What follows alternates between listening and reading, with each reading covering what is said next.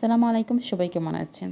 এই তো সুন্দর একটা কিউট বেবি ফ্রক বানিয়েছি, তো ভাবলাম তোমাদের সাথে একটু শেয়ার করি। আপনারাও কিন্তু বানাতে পারবা এরকম ছোট্ট কাপড় দিয়ে এরকম সুন্দর একটা বেবি ফ্রক। তো আমি এটা কিভাবে বানালাম আর এত সুন্দর এটা কিভাবে হলো আর এই নতুন ডিজাইনটা আমি কিভাবে বানালাম, কত টাকা খরচ হলো, সব কিছু আমি এই ভিডিও দেখানোর চেষ্টা করব। তো প্রথমে বলি, এটা কিন্তু সুতি গজ কাপড় দিয়ে বানিয়েছি। সুতি গজ কাপড় কিন্তু সব বাজারেই অ্যাভেলেবেল থাকে, যার কারণে সব বাজারে কিন্তু এরকম সুন্দর সুন্দর গজ কাপড় পাওয়া যায়। আমি যে বেবির ফ্রকটা বানাবো সেই বেবির ফ্রকের মাপ অনুযায়ী কিন্তু এই উপরের পার্টটা কেটে নিচ্ছি। ফ্রকের উপরের পার্ট একটু ঝামেলা আছে, তো আমি এখানে কিভাবে কাটছি বা কিভাবে কাটলাম সব কিছু তোমাদেরকে দেখানোর চেষ্টা করছি, তোমরা একটু দেখে বুঝতে পারবা। আর আমি এত স্পেশাল টেলার না, মানে আমি মাস্টার টেলার না, যার কারণে এত বেশি ভালো মাপ জানি না যে কিভাবে কি বলবো, আমি নিজেও জানি না। তো আমি জাস্ট কাটছি কিভাবে সেটাই তোমাদের দেখানোর চেষ্টা করছি, তোমরা একটু দেখে তারপর কিন্তু তোমরা নিজেরা করতে পারবা। তো আমি এখানে যে উপরের অংশগুলো, এটা আমি দুইটা সাইড কাটছি। উপরের সামনের অংশ একই সাথে কেটে নিয়েছি, যার কারণে এখানে আমার কোনো সমস্যা হয় নাই। তো তোমরা ওইভাবে সেমভাবে কেটে নিবা। তো উপরের কাটটাতে আমি কেটে নিয়েছি, উপরের যে পার্টগুলো এগুলো কেটে নিয়েছি। আর তারপর নিচের অংশতে একটু বেশি কুচি হয়েছে, যার কারণে একটু বেশি কাপড় লেগেছে। তো তোমরা যদি বেবি ফ্রকের এরকম সুন্দর কুচি দিতে চাও তাহলে অবশ্যই কিন্তু একটু বেশি করে কাপড় নিবা। তো এটা কিন্তু 150 টাকা গজ, যার কারণে এটাতে এত বেশি লাগে নাই, 1.5 গজ লেগেছে। আর যদি 70টি গজ হয় তাহলে অবশ্যই কিন্তু 2 গজ লাগবে। আর 150টি গজগুলো কিন্তু অনেক কিউট, অনেক সফট হয়। এই কাপড়টা অনেক সফট এবং অনেক সুন্দর একটা কাপড়। আমি বেবি ফ্রকটা সেলাই করে নিচ্ছি। তো প্রথমে কিন্তু আমি উপরের অংশটার কাজ শেষ করে নিচ্ছি, কারণ উপরের অংশের কাজ না শেষ করলে কোনোটাই কিন্তু কমপ্লিট হবে না। যার কারণে উপরের অংশ আগে কাজ শেষ করে নিয়ে তারপর কিন্তু উপরে আমি আর একটু সুন্দর ডিজাইন করেছি। এখানে একটু ফিতা দিয়েছি সাইডে দিয়ে, আমরা যে নিচে ফিতা দেই সেটা না দিয়ে, কোমরে যে ফিতাটা দিই এটা না দিয়ে কিন্তু আমি এখানে ফ্রকের সামনের সাইডে দিয়ে একটু ফিতা দিয়ে দিয়েছি, একটু সুন্দর হওয়ার জন্য, একটু ডিজাইন, নতুন ডিজাইন হওয়ার জন্য। তো এটা তোমরা না দিলেও কিন্তু পারো, সমস্যা নাই।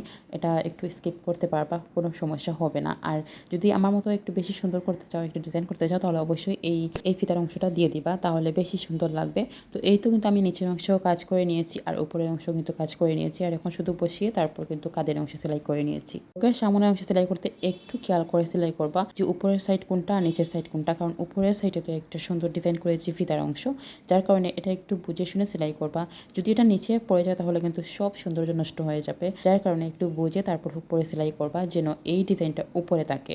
যখন আমরা ফ্রকটা সোজা করবো তখন এই সাইডটা যেন সামনে থাকে। তো এই তো আমি কিন্তু উপরে ফ্রকের উপরের কাজটা শেষ করে নিয়েছি, আর এখন বর্তমানে কুচির অংশ করছি। তো কুচিতে আমি এখানে আগে আলাদা কুচি করে নিয়েছি, এরপর কিন্তু ফ্রকে লাগাবো, কারণ ফ্রকের উপরের অংশ কিন্তু কাজ করা কমপ্লিট হয়ে গেছে। এখন নিচের অংশে কাজগুলো কমপ্লিট করে তারপর কিন্তু এক সাইডে লাগিয়ে নেবো একসাথে। তো এই তো আমি কিন্তু আস্তে আস্তে কুচিগুলো দিচ্ছি, সেম করে কুচিগুলো দিয়ে দিচ্ছি। এভাবে কিন্তু তোমরাও দিবা, না হলে কিন্তু সুন্দর হবে না। কুচি কিন্তু যত সুন্দর হবে তত কিন্তু ফ্রকটাও সুন্দর হবে। ফ্রকের কুচির অংশ সেলাই করা শেষ, এখন আমি দুইটা পার্ট কিন্তু একসাথে জয়েন করে সেলাই করে নেব, কারণ নিচের অংশ কিন্তু সব কাজ করে তারপর কিন্তু উপরের অংশে লাগাতে হবে। বিশেষ করে বেবিদের ফ্রকে কিন্তু দুইটি সেলাই করে দিতে হবে, না হলে কিন্তু হবে না, কারণ বেবিরা খুব তাড়াতাড়ি এই ফ্রকগুলা ছিঁড়ে ফেলে, যার কারণে এখানে দুইটা করে সেলাই করে নিবা।